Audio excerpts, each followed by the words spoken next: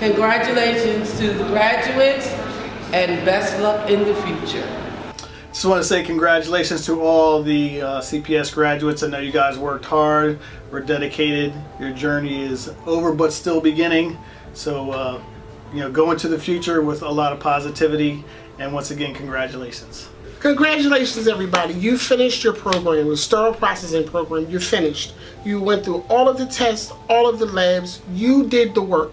So now is the time for you to go out into the world and make them truly understand that the SPD department is the heartbeat of the facility. They can't do anything without us. So you are the ones that have to make sure that the patient is always safe, and you're the one that also has to make sure that you bring value to your department as well as you bring value to the culture of your department.